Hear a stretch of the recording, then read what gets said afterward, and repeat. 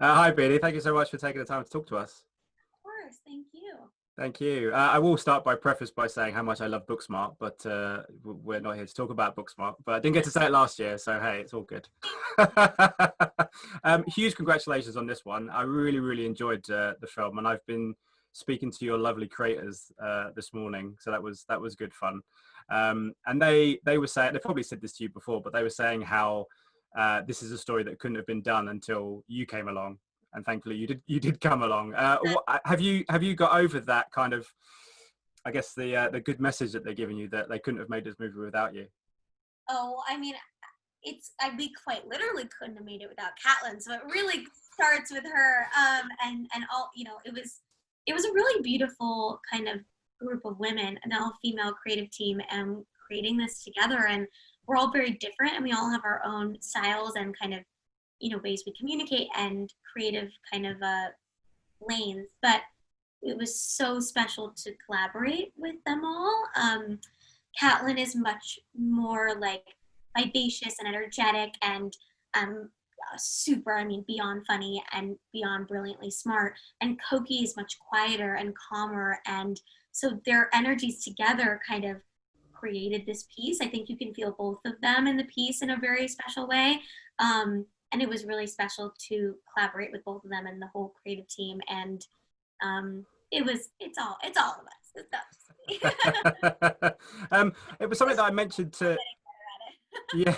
It was something. This was something I spoke to them about earlier, which was about, when studios and filmmakers make adaptations of books, that they sometimes keep the original writer on, sometimes they don't, sometimes they go in different directions. How important is it for you as an actor to know that the original person whose vision it was and whose story it was in the beginning is still going to be there for you, not just writing the script, but to be there for you going through the process? Absolutely.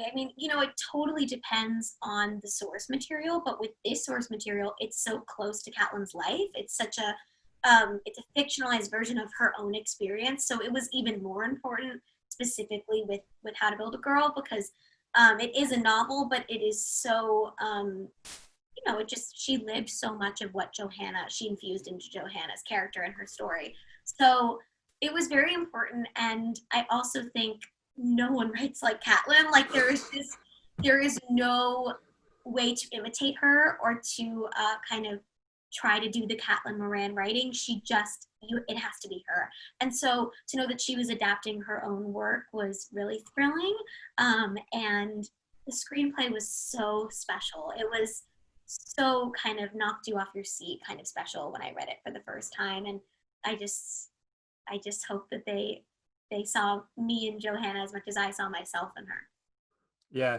Another thing with book adaptations, another thing I mentioned to Coky was sometimes they get skewed a little bit. You look at something like High Fidelity, which is one of my favorite books, and they moved it from the UK into America, and it was John Cusack, but it kind of worked for the story. Whereas with this, it's a very British story, very set in kind of rural Wolverhampton, but they've come to you as an American to do it, and you have to do the accent and everything else. But was there any trepidation with doing that, or did you see that as, this is a challenge that I really, really want to throw myself into, and I think I can do it? Oh well, I when I first read the script, after I got up off the floor after being knocked off, my chair, I was so intimidated by it. I think the first thing I said to my agent was, "I've never been more scared of anything in my life. I have to try." It was like this real challenge type feeling, but the combination of like feeling connected to something and feeling challenged by it is sort of the dream for an actor. Like that is, you have all of these feelings of like, I do understand this person. I get her. I get this character. I want to go on this journey, but I'm also so scared. And I think that's a real kind of dream spot to be in. And I'm always a hard worker, but it pushed me to work like even harder, I think, than I ever have because of the accent. It was its own sort of mountain to climb. But it wasn't just the accent. It was the journey as a whole. She is so brave, and she also gets herself into very unique situations throughout the film. And so the film as a whole and the idea of playing the character as a whole was very intimidating, but the accent, of course, was kind of like step one of the intimidation of actor, for sure.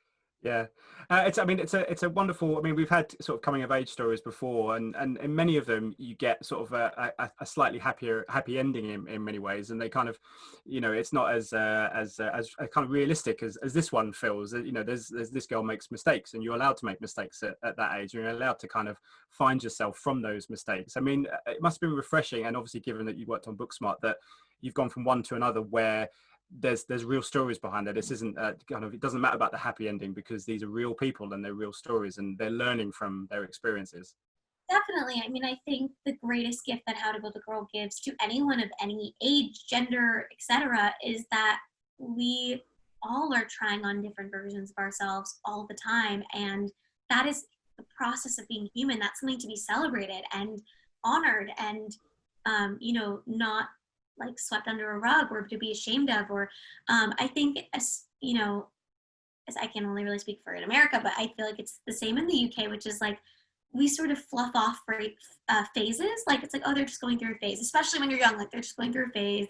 They'll be over it, and it's like those phases are what make you alive. Those phases are how you figure yourself out. So I think I think the film really kind of urges you to celebrate them, to really own them and empower yourself within them. And obviously the quote unquote phase of Dolly Wilde, this alter ego that my character creates for herself, is not something that she's going to keep with her for the rest of her life, but it did help her figure out who Johanna Morgan is. And so what I love so much specifically about that final monologue that Caitlin wrote was that it really urges you to be proud of those moments and to kind of fold them into who you are, but not let them define you. And I think we could all use that reminder for sure.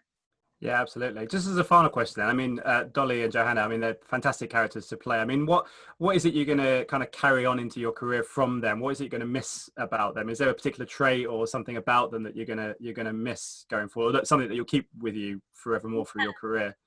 Oh, wow, that's a great question. I think for Johanna, it would definitely, which I very much connect to, which I think is why I connect to the character so much, it's just her love of the world. She just loves the world. She's so optimistic. And, even though, bad things can happen, and she has experienced tons of hardships, especially in her growing up and her situation and everything, she still loves the world. She's still optimistic. She's still hopeful. And I think that is the reason I wanted to play the character so badly, because that is very much my like kind of inner self as well. But so that, I think that'll always be inside of me, and I definitely loved even kind of bringing it out even more playing the character. And for Dolly Wilde, I mean, it would have to be, I mean, they're the same person. That was sort of my secret all along. I was like, it was like, you're playing Dolly today. I was like, they're the same girl. That's the whole point. But I think the moment where so there's a moment in the film where she asks for kind of a promotion. She wants to write a feature. She wants to interview an artist. And the guys in her office are like, why don't you just sit on my knee and we can talk about it? And the way that she responds to that interaction is to kind of purposefully and intensely like bounce up and down on his knee in like a very silly kind of wrestling type of like, like a game kind of way, versus like the way that he had asked her to do it. And it's a really powerful moment. Even though it's played so comedically and brilliantly, it's a very, it's a young woman owning her power and taking control of a situation. And I think that is badass and something that I will take, not that exact situation, but that energy of you are your own advocate, you can turn this around, you don't have to let this moment like be defined by other people, is brave and amazing. Yeah, absolutely. Absolute pleasure talking to you. Thank you so much for your time, and good luck with everything. Thanks so much. Cheers. Ladies and gentlemen, you're watching Hey You Guys! Hey You Guys, huh? Hey, you guys. Is that from the Goonies? It is indeed, yes. Nice. Hey!